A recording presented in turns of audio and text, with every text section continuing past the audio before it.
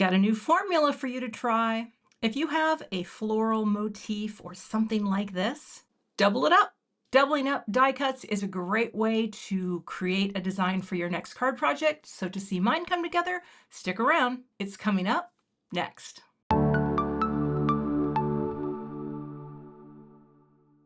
I'm starting out today with a die set called Fantasy Bouquet. Now, I've done some pre-die cutting, but how many of you have little florals like this? And this is from the packaging.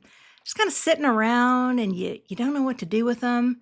Well, I'm taking this idea and I'm going to double them up. So I've got two sets of the exact same colors, and that's going to give me my, well, basically my almost mirror image.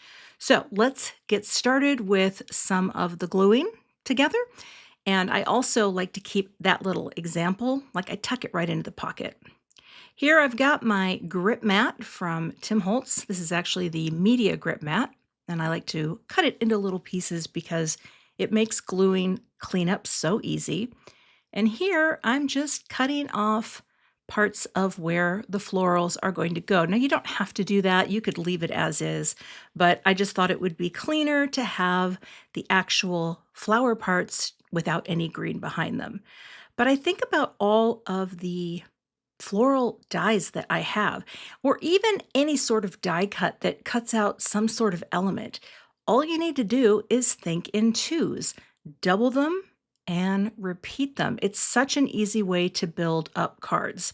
Today I'm going, oh, that just came flying off. I'm going to be using the Positively Perfect craft glue. And I just filled some into one of the fine tip bottles, and it works really well in these bottles, but don't use a corsage pen. Like I use corsage pens with these bottles, but with this particular glue, it's not a good fit. I'm just using the little rubber cap that comes with it. So now I'm just building these blooms, adding my colors. The cardstock colors today are green leaf for my green, and these are all Simon Says Stamp cardstocks. That is Doll Pink, and the light pink is Cotton Candy. So we'll get that glued on first and let that adhere for just a second. Now, you could do fancier things. You could ink blend, and I just wanted to make this pretty much straight up with just cardstock. And now I'm going to add these little berries. And I thought too, well, berries are buds. They're not really berries. I guess they're buds, but you could mix up the colors here. I just wanted to keep this really simple with some pinks, but any color will do. You could have gone with orange. I could have chosen orange, just kind of, or yeah, follow that rainbow down. Whatever floats your color boat. So we have those. Now I'll just add the extra layer.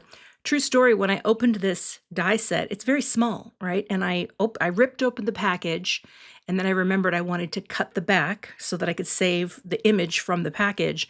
And I accidentally threw away the smaller die that cuts these little parts. And I'm looking at the package and I'm thinking, how did they do that? I don't have that die. Surely enough, looked in my recycling, there it was. All right, we'll glue the others off camera. And there they are. I don't know. Have you thrown away dies? I've done it frequently, and yeah, it's unpleasant. Okay, so now these greens, you can connect them to the design, but I really like the way they lay in without being connected and just kind of create, I don't know, it's almost like a floral leaf filigree sort of, because it's all, curving and twisting and but not touching. I think that's actually really cool. So I didn't want to glue them to the piece, if that makes sense. All right. Also, I want to point out as I prep my note card, I had a completely different audio track for this, but I was having trouble with my microphone when I do live vocals, and I haven't been able to fix it yet. So now you get me on the good mic that always sounds good, or at least that's the story I'm going with. So I'm making just a single layer card here because I needed all the space. And this is the Neenah Classic Crest, solar white color, and the 110 pound. So I'll tape that closed. And now it's just time to start arranging how this is going to look. I hadn't really made a card prior to this. And sometimes when I'm designing, I think, I sure hope this is going to go the way I think it's going to go. Because oftentimes if I think about doubling something up, I always think I have more space than I do, but this is a really small little bloom. And another thing I want to point out is on the product page where you can get information about this die set, there are always samples of what other card makers and designers have done with the set, and it gives you so many ideas. That goes for any product that you might pick up at Simon Says Stamp, whether it's the CZ Design Collection or any collection of products will have card samples. And they can help you understand, oh, you could do that, or oh, you could do that. But I really like how this is coming together. I didn't want overlap, so I realized I think I'm gonna have to push it up just a little, and then I was basically ready to start gluing. But I just like that it creates this sort of textural thing down the center. So I've got my die cuts and I've doubled it up. And you can do this even if the die cut you have is bigger. You could have elements bleeding off the edge or extending off the edge, but look for small florals that you have or other kinds of motifs and double it up. Now, this U2 stamp set I thought would be perfect for this because it's a very simple set. It's a 3x4 stamp set, very all-purpose. There's a lot you can do with it. There are 4 dies that cut out the bigger U's, and then the rest can be cut out with strip sentiments. All right, so I think we need to stamp so that I know what I'm doing. I kind of wanted to hover over and think, all right, I love the U with the heart. I think that's really cute, but I also really liked the look of all the other U's. So they all say the same word, it's just a different vibe on each. I'm going to stamp in VersaFine Clair. I'm really into black on white stamping right now, and this is such a nice ink. It's crisp, it's black. You do have to let it dry, however, because it is a pigment ink. It doesn't dry as quickly, so you can't just straight up stamp it and then expect to die cut it. Now, you could sprinkle on clear embossing powder if you like, and then heat set it right away, and you're good to go. I never really well, I don't never really do that, but I don't often do that. So today I just wanted straight up black ink. I'm going to stamp all of these things, and I'm stamping two because I'm not sure which one is going to look best with this card, but I'm stamping them all, and then I will set them aside to dry a little bit just naturally. You can also hit that pigment ink once it's stamped with your heat tool to facilitate the drying, but the only reason I don't love to do that is it can warp the cardstock, and I mean, if you're gonna heat it, why not just sprinkle on the clear powder? Here, I'm just going to prime these stamps, get that coating off, only because it's the first time, the first go round, we take that coating off with our fingers because then it grabs the ink a little bit better. Although this ink, it's just so sticky, like it wants to stick to your stamps. It wants to stamp down on your cardstock. It's so crisp. I really love it. I've been on a kick, and well, I'm not feeling bad about that. That looked great as is. I probably didn't even need another pass, but I think it's just force of habit. You have your Misty, why not do it? But I did not press super hard here. I just kind of dropped it down and a light pressure, just like that. And now that will dry while I move on to working on the next part, which is I'm going to add a little spatter. I'm also on a bit of a spattering kick, and I'm using some Post-it notes to mask off the edges of this note card because I don't want to have any of that spatter show up on the edge. I really want to create, I guess, sort of a loosey-goosey grounding area for my design to show up in the background, but keep the sides open. You can do this at a diagonal as well. Sometimes when you're trying to get it to go in a certain direction, grab some paper. It doesn't even have to be Post-it notes. I buy them from Costco, so I have a zillion of them. But it's a great way to have a little more control over your spatter. Now, this carbon black is a medium I've been using a lot lately. You don't need much, just barely tap it out, add a little water, and you're good to start mixing and go. Now, I think I added a little too much water. I'm still sort of getting the feel for the water to gouache ratio, but it's going to be fine. We're just going to tap it on right into the center. You start out with your big blobs, and then you end up with the smaller ones as the ink gets lesser and lesser from the brush itself. Easy peasy. I know this for some people who've never done this, you think, I've never been able to make this look good. Listen, I didn't either, and I kept practicing, and now I am a spatter aficionado. Well, I'll just say that. All right, I'll just clean my brush really quickly here and remove the masks. And there you go. Spatter contained right into the center. All right, now you can kind of see how that looks in the background. I just thought it added a little. I thought it added a little something. And now I can start placing everything. And all I needed to figure out was where the first set of leaves was supposed to go and hope that I was going to get the same from top to bottom. It just takes a little fussing because you do have to place, if you're doing something like this, you have to place them all separately. But once I realized I had enough clearance for both of them, I felt pretty good. And yeah, then it's just a matter of gluing them down. So I think I will probably just speed this up a tiny bit, only because, now it's just gluing. So I'm just going to use the glue again and start placing them down. I'll start at the top, get that down, and then continue on. And here's the thing too, because these stems have a little flexibility to them, you can kind of manipulate them a tiny bit if you put something down and maybe you feel like you're not perfectly in the right place. See how I can just slide that over a little bit and it stays flat and no one is the wiser except you because you're watching this video with me. But yeah, it's just a matter of gluing them down. I was actually watching a video from Simon Says Stamp, and someone sent a card in that actually had a really similar design by using the top and bottom repeating. And I thought, wow, great minds think alike. If I can find that link, I'll be sure to pop it into the description.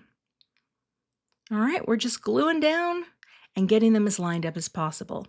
Now, of course, you could put far more effort into, ink blending on your die cuts and such on the leaves as well. But I just, again, wanted to keep it really simple and clean, even though it has spatter. You know what I mean? It's still simple-ish.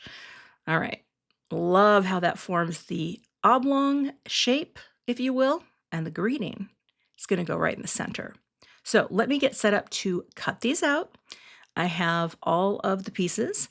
And I'm using Gina K sentiment strips for those smaller greetings, but you can also use sentiment labels from Simon Says Stamp. I just wanted to run them all through at once.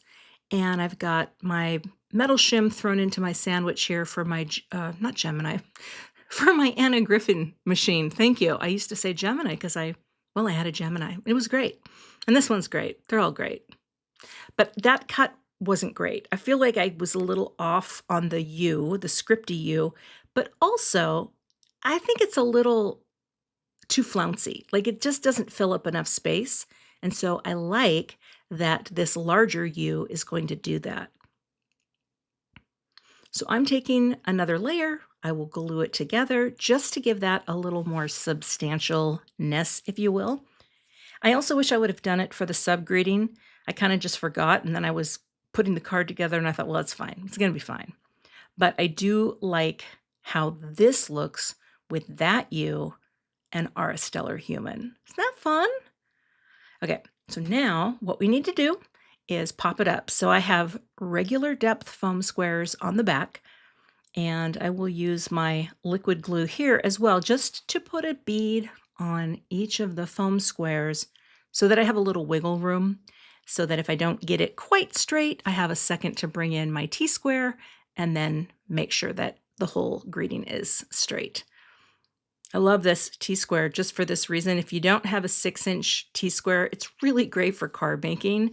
It really takes guesswork out of things, and it's probably one of my most used tools when I'm assembling cards, but it's very helpful for this. Looks great. And now I've got the same depth of foam square on U, so they're both going to have the same loft off of this card. And I'll get those backers off and again add the little bit of glue. The glue is just something I've been doing since I started making cards, when I realized that when foam squares stick, they're just really hard to move. So you really want to, Give yourself some better odds, put a little glue on. It won't mess anything up, I promise. Okay, I'm thinking this is looking pretty good, but it could look better with some pearls. I love this pearl mix from Gina K because of the three colors. You can pull out whatever you want. Now, normally I do odd numbers, but here I did six, and it made sense to me visually because we've got the top and bottom, right? We've got two blooms, so that's an even number. So I thought, let's go with the even number of the little embellishments. And by two blooms, I mean, as a collective, there are multiple blooms in there. So we'll add our glue and boop, pop those down. And I like the placement too of these boop larger ones because they're sort of at opposing sides as well. And we'll work down like that. Oh, so fun.